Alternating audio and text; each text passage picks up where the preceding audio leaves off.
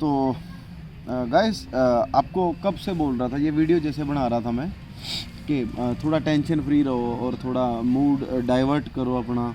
Swing जो आपको tension होती रहती है कि आपके किसी तरह की परफॉर्मेंस नहीं आई या किसी तरह की इंजरी हो गई या एन कंपटीशन के आप आके आप फील सिकनेस हो गई आपको, तो इस चीज़ के ऊपर मैं आपको एक अच्छी और रियल स्टोरी सुनाता हूँ। तो रियल स्टोरी सुनाऊंगा। तो है क्या स्टोरी के अंदर, बस यही है कि टेंशन मत लिया करो, थोड़ा बेफिक्रे से रहना है, क्योंकि ज़रूरी है ये चीज़। आप आगे नहीं बढ़ पाओगे, आप जल्दी बीमारियां कैच कर लेंगी, ठीक है, ये सारी चीज़ें भी होती हैं। तो आपको करना क्या है, एक स्टोरी जो सुना रहा था, एक बार एक राजा होता है, तो वो बड़ी सभा में कहीं से जीत के आ रहे होते हैं। तो आप सोचो, राजा हाथी के ऊपर सफ़र कर रहा था। तो जैसे ही वो निकल रहा होता है, जहाँ भारी इकट्ठ होता है, यहाँ मोस्ट एक पॉपुलेशन ज़्यादा थी वहाँ पर, वहाँ से राजा हाथी लेके निकल रहा। तो एक आदमी आता है ऐसे ही नॉर्मल सा, is not body builder, is not a power lifter, कुछ भी नहीं, जेन्युइन नॉर्मल सा आदमी आया और उसने हाथी को पूंछ से पकड़ के और दो पैर ऐसे लगा के हाथी को रोक लिया। अब आप सोचो कि कोई आदमी हाथी को कैसे रोक सकता है, और हाथी रुक गया। हाथी इतना भी नहीं हिला। तो राजा हैरान, सेनापति हैरान, महामंत्री हैरान, सारे हैरान हो गए जितने भी थे। तो राजा अपनी प्रजा को इकट्ठा करता है, दरबार होता है, वहाँ पूछता है कि ऐसी क्या चीज़ थी कि उस आदमी ने कैसे रोक सकते। कुछ बोलते हैं वो खाता बहुत होगा जी, ओके, तो कुछ बोलते हैं कि नहीं वो दिमाग से होगा, जादूगर होगा, उसको जादू टूना आता होगा।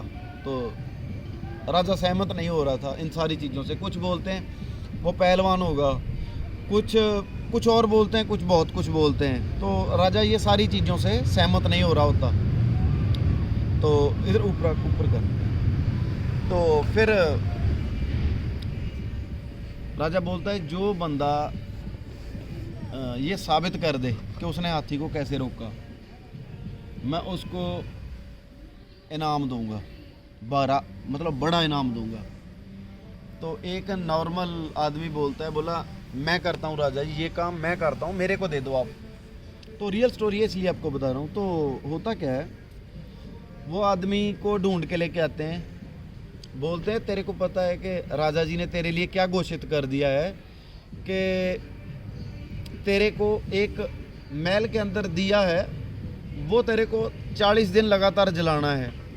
एक दिया होता है, उसको 40 दिन लगातार 4:45 बजे जलाना है, 4:45 पे जलाना है वो डेली, और 30 दिन तेरे को जलाना है। 30 दिन के बाद तेरे को राजा अपना आधा राज भाग दे देगा, जो उसका जो प्रॉपर्टी है उसका हाफ तेरे को दे देगा।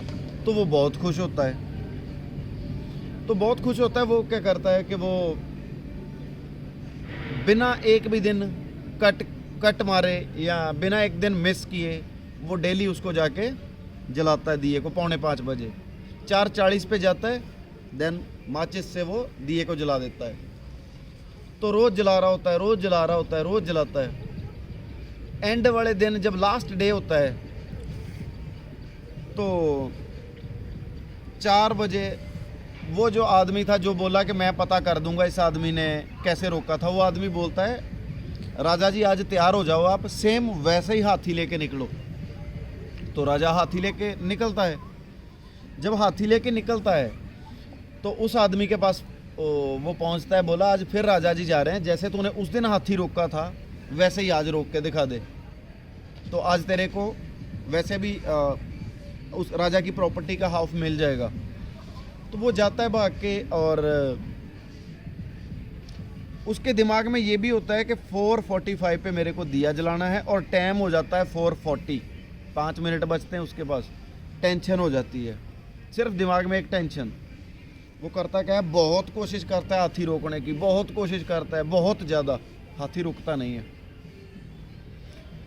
तो दरबार फिर किया जाता है कि आज इसे हाथी क्यों नहीं रुका। वो आदमी फिर जवाब देता है जिसने बोला था मैं पता कर दूंगा, वो बोला राजा जी उस दिन ये बेफिक्र था, इसको कोई टेंशन नहीं थी, ये आया अपने मूड में और इसने आके हाथी को खींच के रोक दिया।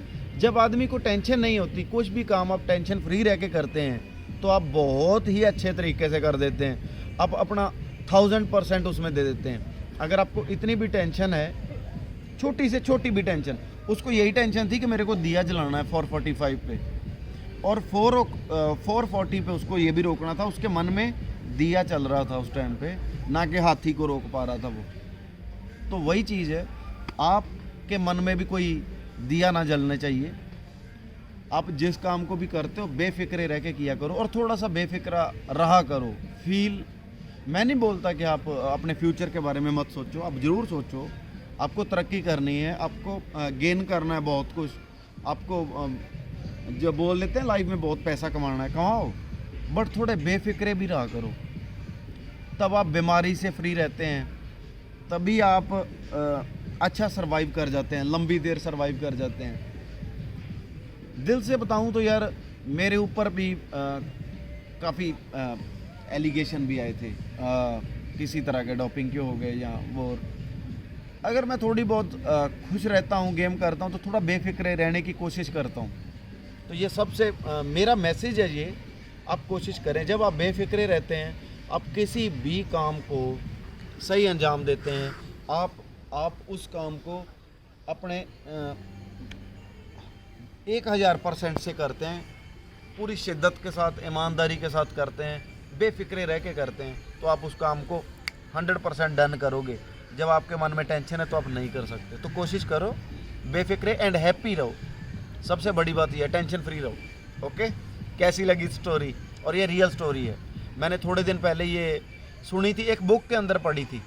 मेरे को बुक्स का थोड़ा शौक है, तो बुक्स के अंदर पढ़ी थी, तो इसलिए आपके साथ शेयर की। ये सारी स्टोरियाँ थोड़ा हमें सिखाती हैं कि हम थोड़ा टेंशन फ्री रहें, बेफिक्रे रहें। Okay, bye.